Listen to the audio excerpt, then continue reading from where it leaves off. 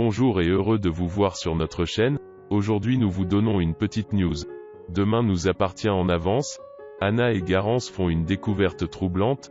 Clémentine n'aurait pas quitté la France.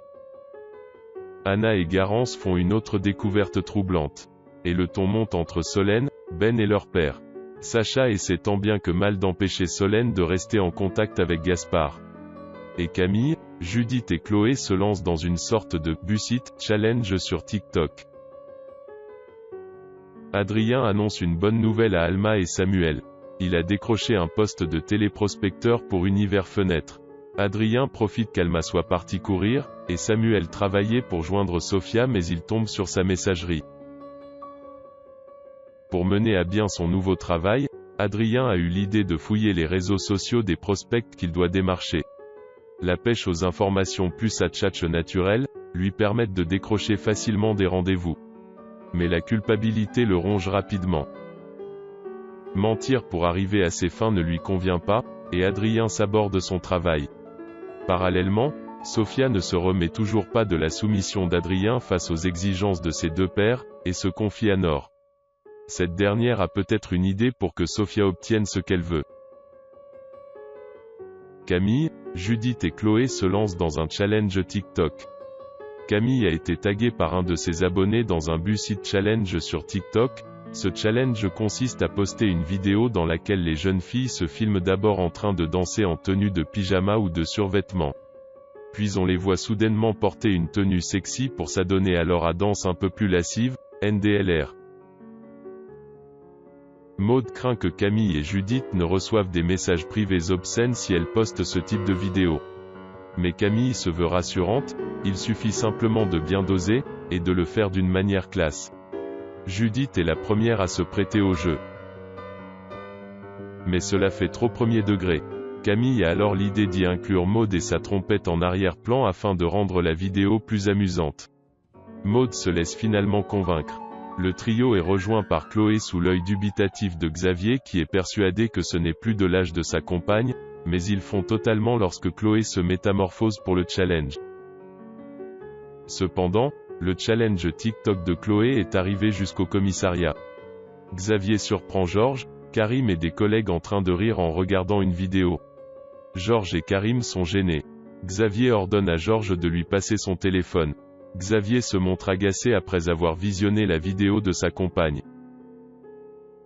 Sacha essaie de briser la relation entre Solène et Gaspard. Au Spoon, Sacha est avec Solène. Sacha est à cran. Sa fille a reçu plus d'une trentaine de messages de Gaspard depuis ce matin. Sacha doit les empêcher de se revoir avant que leur relation ne prenne un autre tournant.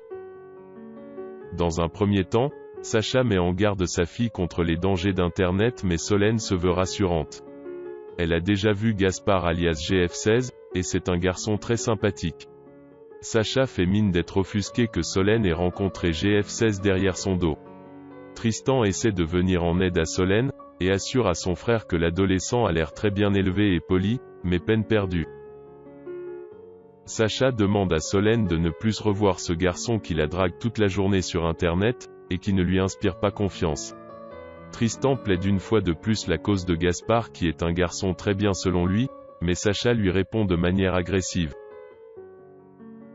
Chez les couturiers, Océane titille son frère sur sa relation avec Solène. De son côté, Juliette se dit ravie de la recevoir à la maison. Mais pour Gaspard, il en est hors de question.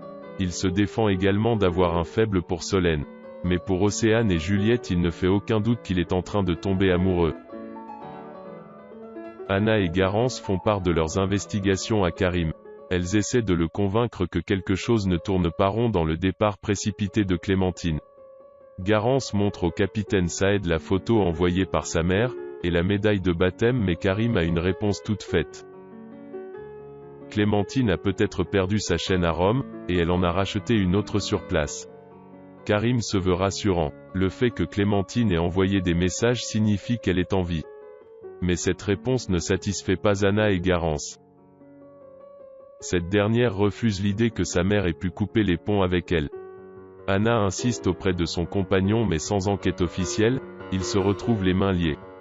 Elle montre malgré tout à Karim la plaque d'immatriculation du véhicule de Clémentine et lui demande de vérifier si elle a passé la frontière pour l'Italie ou au moins un péage. De retour à la maison, Solène continue ses échanges avec Gaspard. Sacha perd son sang-froid et s'empare du téléphone de sa fille pour lire ses messages. Ben intervient, et le ton monte. Ben demande à son père d'arrêter. Sacha se montre agressif. Ben va jusqu'à traiter son père de malade, et lui ordonne de rendre son téléphone à Solène. Sacha s'isole dans sa chambre, et appelle Juliette. Après s'être excusé de son attitude de la dernière fois, il prend des nouvelles des enfants.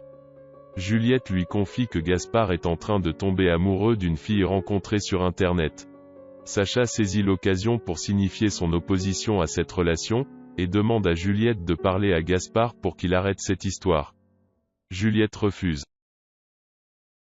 Grâce à Karim, Anna retrouve la trace de la voiture de Clémentine. Le véhicule est à 7 et a été verbalisé pour stationnement abusif dans une rue proche du commissariat. Le soir venu, Anna se rend sur place avec Garance. La jeune fille n'a pas les clés du véhicule. Anna refuse de demander à Sacha s'il a un double. Elle brise donc la vitre côté conducteur, et elle fouille avec minutie à l'intérieur. Garance et Anna font chou blanc, et ne trouvent aucun indice dans la voiture, mais Garance a l'idée de regarder sous le véhicule. Elle y trouve la pochette de sa mère. Elle contient notamment tous ses papiers d'identité. Anna craint qu'elle ne fasse fausse route depuis le début, et qu'en réalité, Clémentine n'ait jamais quitté la France. N'oubliez pas de soutenir notre chaîne, veuillez vous abonner à la chaîne et aimer la vidéo afin que nous soyons motivés à travailler. Encore une fois merci sincèrement.